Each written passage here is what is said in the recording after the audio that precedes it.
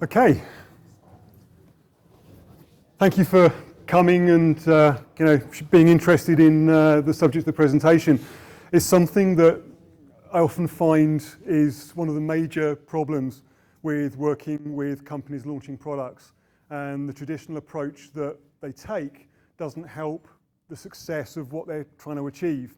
So I wanted to try and talk you through why I think that is and offer some ideas on how you might want to approach it differently next time you've got a product launch or a product development that you're working on to try and improve the chances of successful launches.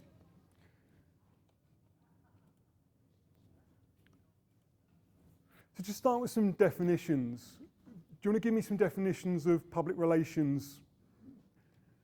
Tell me what you think it is. Don't be shy.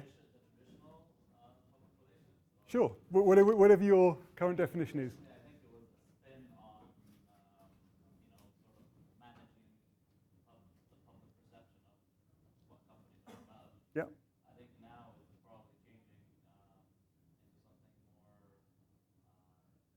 more like not managing the perceptions as much, but also changing about how the company does business.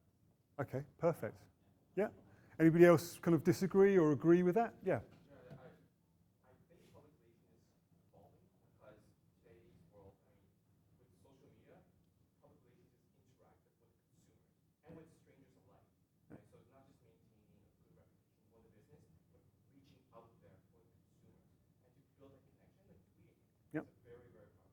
Okay, perfect. Anybody else? Yep, sir.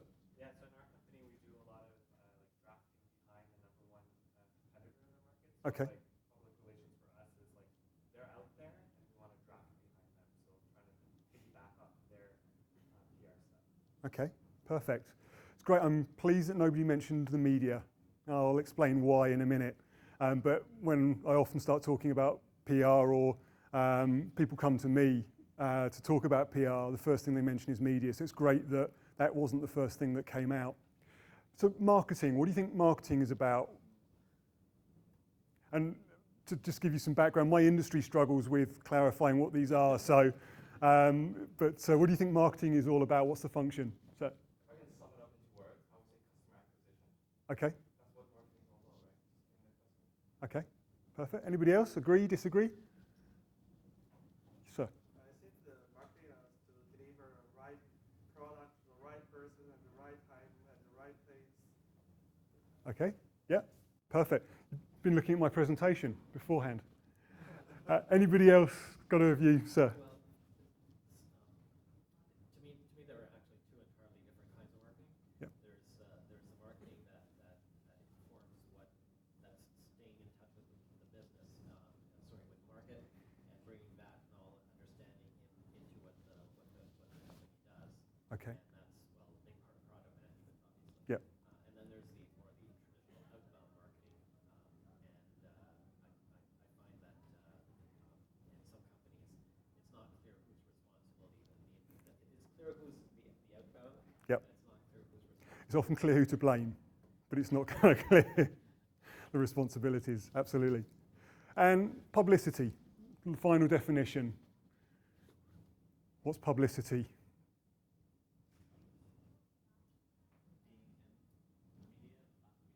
Okay, yeah, perfect. Anybody else? Any other thoughts? Getting your product's name out there Yep. somehow. Okay. Whether it's notoriety, Yep. something that has gone badly, or from proactive publicity of kind of being out there doing thought leadership type pieces. Yep. Communication out to say, hey, Charles is that thought leader, and this product is such. I've heard of that product. I heard a, whatever, news broadcast, etc. Yep. Perfect. Anybody else? Just a third one. Anybody disagree or agree with either of those? It's pretty accurate. I'll tell you what mine are. Public relations primarily, and this is where the difference comes in. And right now, it's changing so that PR, marketing, publicity is all being kind of molded together. And they're three very distinct disciplines in my mind. And they're defined by the outcome, by what you want to get out of doing each of them. Public relations, according to the PRSA, which is the biggest industry association that governs my industry, is about building relationships and maintaining them. And there's all kinds of things that go into that, and it's about trust, and it's about reputation, and it's about understanding what that relationship means to the other party, not just how you want it to look. And the other thing is it's about them being mutually beneficial, which again, with a lot of PR activity, PR programs that get done, there's benefit for the company doing it, but there's very little consideration done for what the benefit is for the person on the other end of it. So it's, public relations is about building mutually beneficial relationships and maintaining them to, obviously the value of both parties. But, with products, it's about making sure that people know about the product that you have and presenting it in a way that actually they understand the value to them. The value is obviously, if you're trying to sell it to them, is you sell it to them and you get the revenue, the money from it. But unless you can define what it is to them, it's unlikely that the relationship will go very far. Marketing, as this gentleman here said, is about 4 Ps. It's about product, price, promotion, and place. And there have been variations around that, but the primary outcome of it is for people to take action. If you look at the traditional definition of marketing, it's getting people to take action on your behalf because they want to. And the because they want to is important, because I can make somebody do anything I like if I put them in a position where they have no option. But if I'm going to buy a car and somebody puts me in a position where I have to buy that car, we all know we've been in pressure selling situations. It's not really very comfortable. And the chances of us going back and buying again from them or telling our friends about it is unlikely. So marketing's all about getting the people that you want to take action on your behalf to help you, whether it's buying a product, telling a friend about a product, whether it's introducing you or giving you a reference, but getting them to take an action because they want to help you. And publicity, as we all said, it was great that this wasn't the first thing that came up when I talked about public relations, is about telling as many people as you can without any attempt to either build a relationship or to get them to take action. People talk about advertising and publicity and PR, and in my industry it frustrates me. I read articles where it's very clear that the people writing the articles don't understand the difference. They talk about advertising being better than public relations when what they mean is publicity. But publicity and advertising are the same thing. It's just that with advertising you pay to the outlet. With publicity, generally you pay a PR company or a publicity company to do that for you. But there's really no desire to get any outcome other than to spread the word to as many people as possible. And that's publicity. It's often sold as public relations, which is incorrect, and that's why, in large part, it doesn't work. So as product managers, what's your biggest challenge? What is the thing that you're trying to achieve? And give me some examples. Who's got a product now that they're actively kind of launching or managing or looking to launch, something they're working on? Sir? So your question is, what's the biggest challenge? The biggest challenge, yeah. PR? Well, no, just in terms of making the launch or the product a success. Resources, right? Resources to get content created, to get everybody in the organization on the same wavelength, Yeah. Training their salespeople. It's all crammed into like a very short amount of time. Okay. The biggest challenge for me as a product marketing manager Yeah. is that time between when product manager passes off the baton to me, and I have to get it to market. But usually that time frame is really, really tight. Yeah. And making sure that that's aligned, like I said, is Yeah. the biggest challenge. Okay, perfect. Anybody else? What are you kind of fighting with, sir? I would say identifying who your customers Okay. and effectively reaching out to them and knowing who, for example, of your customers are going to be those early adopters who are going to sort of spread the word for you. Okay. And how are you doing that right now? Well, that's what I'm here to learn. I'm not really sure. Okay. Well, my product's a little bit newer, so it's hard to actually find out who are those interested early adopters, right? Yeah. It's a challenge that everyone faces, and one of the problems is, we'll come on to the kind of how it works traditionally and then how I think it should work, is that people try and do that, one, in a very short period of time, and two, they try and do the PR, the relationship building, and the marketing, getting people to do something almost instantly. And now with social media, and actually what you need to do is doing exactly what you're saying, identify who those people are before you actually try and get people to do something. So I'm looking to see whether there's anybody that I know in the room, but I always liken it to walking down the street and asking somebody for $100. If I'm walking down the street asking random people, the chances of them giving me $100 is slim. Coming here, I bumped into somebody on the subway that I know. So if I know somebody and I know, that they know me, they know that if I ask them for money, I really need it, and they're likely to get it back, they're more likely to give it to me.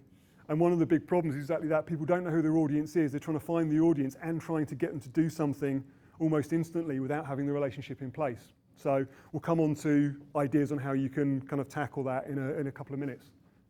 So do you want to go gentleman at the back first, and then we'll come forward? Sorry, with the white shirt, yeah. I'd say in general, just to generalize it, would be like eliminating as much guesswork as you can before you're taking action in the wrong direction. Yep. Cool. We'll come on to that in a second as well. So, I'd say also, having launched probably one of a pretty massive product about 2 years ago, what I found was extremely important was to have an extraordinarily well-defined market to say, here's exactly the target that I'm going after. When training the sales folk, there's always a temptation, or I found, specifically I have about 50 sales folk. Yeah. And the temptation is huge for them to say, yes, but does it have a can opener on the side? Can we put a bottle cap opener on this other side? Can you put an expense system on that also?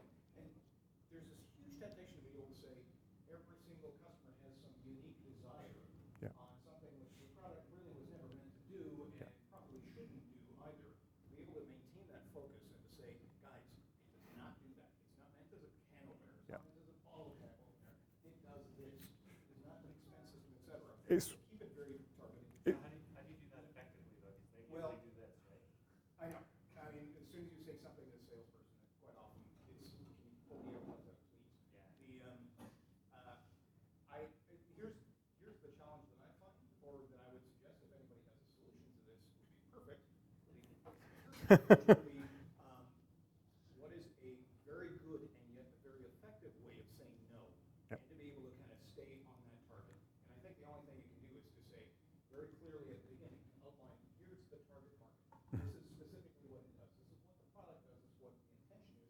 This is the driving vision of that intention. Yep. We will not make bottle cap openers. We will not make pop cap openers. I always remember there's a quote about Steve Jobs who said he was as proud of the things that he didn't build as the things that he did, because there was that problem, that there was scope creep and things got added in.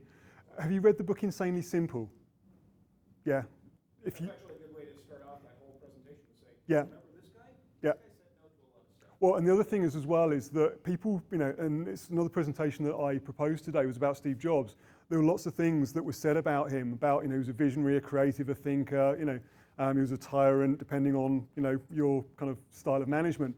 But one thing that didn't get mentioned when he passed away was he was a product marketing manager. And that seemed to get missed.